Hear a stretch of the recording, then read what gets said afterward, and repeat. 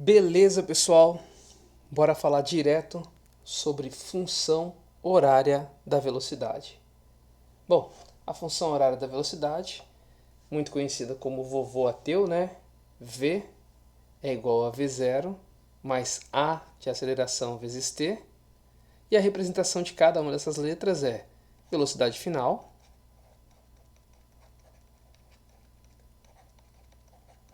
o V0 é a nossa velocidade inicial,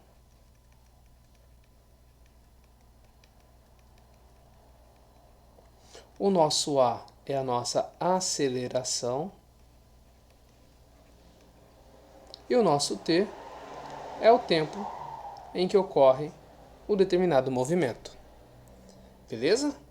Então imagine vocês que eu tenho uma equação do tipo, sei lá, V, como exemplo, é igual a 7 mais 2t. Se for solicitado de vocês qual é a velocidade inicial, muito fácil. A velocidade inicial no sistema internacional está bem aqui, é o número sozinho, 7 metros por segundo. E qual é a aceleração olhando para essa função? A aceleração também está aqui sozinha, multiplicando a letra t, é 2 metros por segundo ao quadrado. Então, o número sozinho, vamos recapitular, é a velocidade inicial, e o número multiplicando o t é a nossa aceleração.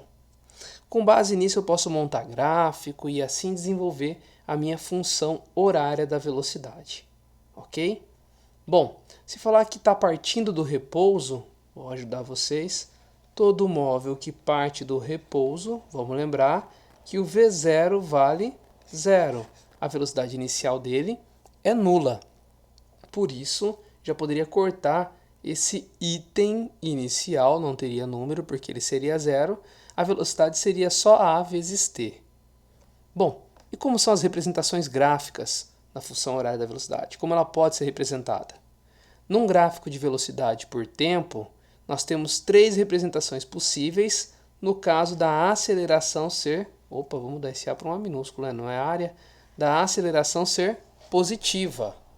Quando a velocidade inicial ela é positiva e a aceleração é positiva, olha, o gráfico continua crescente. Aqui a velocidade inicial era 0. Acabei de falar, então aqui o corpo estava inicialmente em repouso e aí partiu com a aceleração positiva. Aqui a velocidade inicial era negativa, tá? A gente já vai falar sobre isso. E aí o corpo seguiu o seu caminho acelerando. A aceleração positiva, sempre o gráfico vai ser inclinado para cima. E quando a aceleração for negativa? Partindo da velocidade positiva, olha, o gráfico é inclinado para baixo.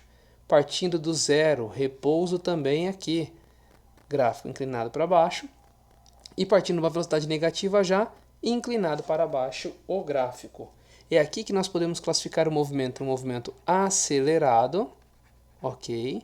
Ou num movimento retardado.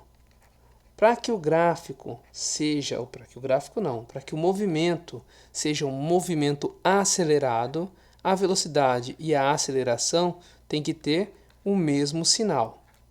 Ou seja, nós teremos um movimento acelerado quando V e A ambos forem positivos, ou quando V e A ambos forem negativas. Nesses dois casos, nós teremos um movimento acelerado. E um movimento retardado é quando V e A têm sinais opostos ou sinais diferentes. Esse caso oposto porque vai ser um positivo e um negativo. Ou seja, se o V for positivo e o A for negativo, nós temos um movimento retardado. Ou, se o V for negativo e o A for positivo, nós temos um movimento retardado também. Note que nesse gráfico, a velocidade é positiva e a aceleração também é positiva. Então, nós temos um gráfico acelerado, de um movimento acelerado. Aqui também partiu do zero, e a partir desse instante que já tem uma velocidade, trata-se de um movimento acelerado. Já nesse caso, olha, a velocidade inicialmente era negativa, só que com uma aceleração positiva. Até esse tempo aqui. Até esse tempo, a aceleração era com sinal oposto da velocidade. Nós tínhamos um movimento retardado. A partir desse momento, para cima, a velocidade já é positiva e a aceleração continua positiva. Nós temos um movimento acelerado, ok? Bom, nesse caso aqui é o processo inverso. Aqui a velocidade era positiva, só que com uma aceleração negativa. Esse trecho de cima é retardado, ok? Enquanto trecho de baixo, a velocidade é negativa, está abaixo do eixo X, e a aceleração continua negativa, gráfico inclinado para baixo. Neste caso, o movimento é acelerado. Aqui os dois são negativos, acelerado, e aqui os dois são negativos, acelerado. Perfeita a classificação de acelerado e retardado agora, pessoal? Ok? Lembrando que quando eu tenho um gráfico de velocidade por tempo, vou aproveitar, eu posso calcular qual é o deslocamento pela área do gráfico. Vou apagar aqui rapidinho o acelerado, para dar um exemplo. Se eu tenho esse gráfico do movimento, eu fecho ele e formou uma figura geométrica, conhecida por vocês, o triângulo. Se eu calcular a área desse triângulo, eu tenho o deslocamento. Então eu posso dizer que a área é equivalente ao deslocamento. Como assim, professor? Vamos dar um número rapidinho aqui. Sei lá, a velocidade era de 5 e o tempo de 2. Como calcular a área do triângulo? A área do triângulo é base vezes a altura dividido por 2. Então, 5 vezes a altura, 2 dividido por 2. 5 vezes 2, 10 dividido por 2, 5. Neste caso, ele deslocaria 5 metros, como exemplo.